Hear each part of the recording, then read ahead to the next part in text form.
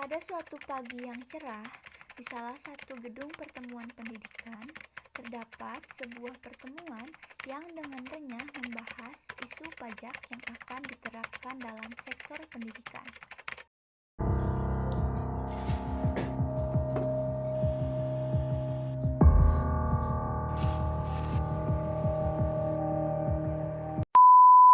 Eits, sebelum itu kita kenalan dulu sama mereka yang terlibat dalam diskusi ini.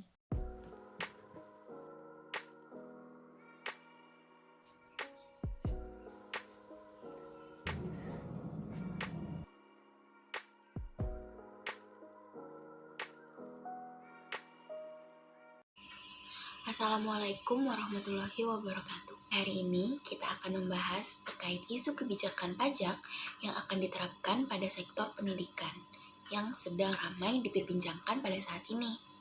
Maka dari itu, hari ini kita kedatangan perwakilan dari aparat pemerintahan. Selamat pagi Saudari Dinda dan Saudara Atorik. Pagi. Selamat pagi. Kita juga kedatangan kritikus pendidikan pada hari ini. Selamat pagi, Saudara Ardika dan Saudari Salma. Pagi. Selamat pagi. Tak hanya itu, hadir pula perwakilan dari tenaga pendidik pada pagi hari ini. Selamat pagi, Saudari Syafira dan Saudari Firda. Selamat pagi. Pagi. Dan terakhir, sekarang di tengah-tengah kita telah hadir 3 perwakilan dari mahasiswa. Selamat pagi, Saudari Salma, Indrila, dan Retno. Selamat pagi. Pagi. Selamat pagi. Baik rekan-rekan semua, terkait kebijakan penerapan pajak dalam sektor pendidikan yang saat ini sedang banyak menuai pro dan kontra, menurut Saudari Dinda, bagaimana tanggapannya terhadap kebijakan ini? Saya rasa kebijakan ini merupakan sesuatu yang tepat karena dalam artian secara langsung dapat menambah pendapatan negara yang nantinya bisa menutupi kekurangan dana negara itu sendiri. Baik, kalau menurut Saudara Atorik bagaimana? Saya jelas tidak setuju dengan kebijakan ini karena sudah jelas diatur dalam undang-undang bahwa segala jenis pembiayaan di sektor pendidikan itu adalah urusan dari pemerintah. Baiklah, berarti ada pertentangan dari pihak aparatur pemerintah itu sendiri ya. Kalau menurut Saudari Firda sebagai perwakilan dari tenaga pendidik, bagaimana? Menurut saya sangat berpendapat dengan apa yang dikatakan oleh Saudari Dinda tadi. Lagi pula dengan adanya penerapan pajak ini dapat memperbaiki pendidikan itu sendiri, terutama pada bidang infrastrukturnya. Begitu. Izin berpendapat. Apa diperbolehkan? Silahkan. Pada kesempatan kali ini, saya akan menyatakan ketidaksetujuan saya kepada apa yang dikatakan oleh Saudari Firda, sesuai dengan apa yang dikatakan oleh Saudara Atorik bahwa segala pembiayaan sektor pendidikan adalah urusan pemerintah, yang dimana memang kebijakan tersebut sudah tercantum dan terpampang jelas dalam undang-undang negara kita. Saya juga sependapat dengan apa yang dikatakan oleh Salma tadi. Sebagai tambahan, jika pajak diterapkan untuk sektor pendidikan, hal ini dapat memicu kenaikan biaya sekolah yang semakin mahal. Baiklah, terima kasih atas tanggapannya dari rekan-rekan mahasiswa. Sebagian masyarakat memang dibuat geram ya terhadap kebijakan ini. Baik, kalau menurut Saudari Selma terkait kebijakan ini, bagaimana? Sejujurnya, saya tidak setuju dengan kebijakan ini.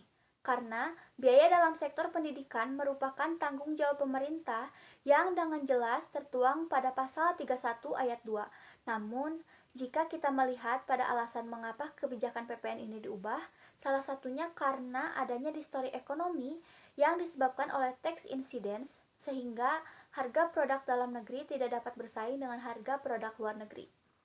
Izin berpendapat, terkait penerapan pajak untuk pendidikan rasanya juga tidak adil bagi beberapa kalangan masyarakat. Karena seperti yang kita tahu, penerapan pajak ini bisa menimbulkan kenaikan biaya sekolah yang semakin mahal.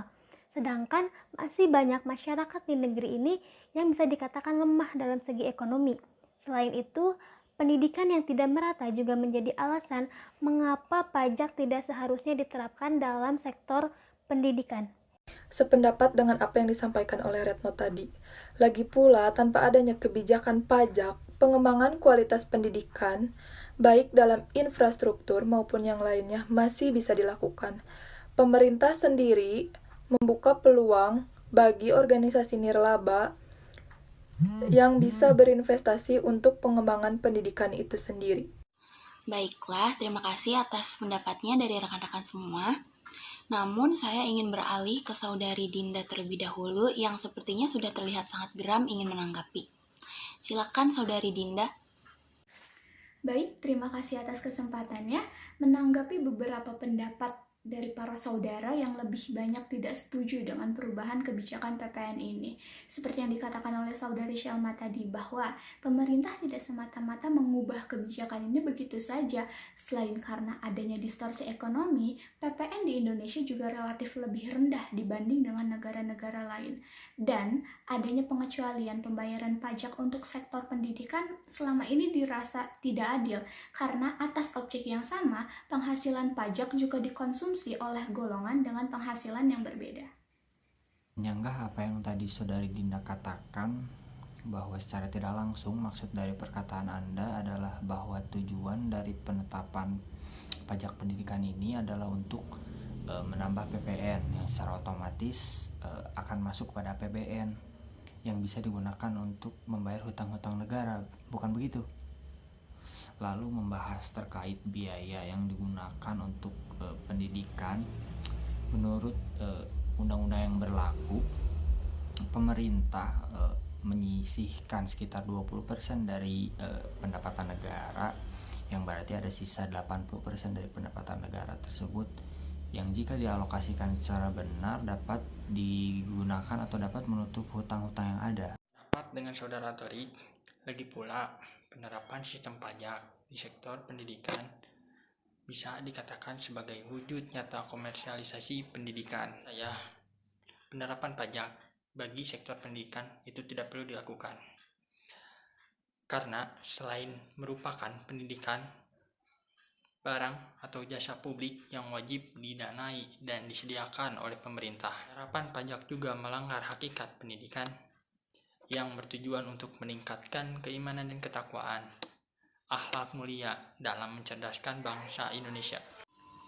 Baiklah, nampaknya perbincangan ini semakin panas dan jika dilanjutkan akan semakin panjang nantinya ya. Namun karena keterbatasan waktu, maka saya cukupkan dulu sampai di sini. Jika saya simpulkan, walaupun penerapan pajak bagi sektor pendidikan ini masih bersifat rencana, namun telah banyak menuai pro dan kontra. Dan juga bisa diprediksi bagaimana keadaan pendidikan jika seandainya kebijakan ini benar-benar diterapkan.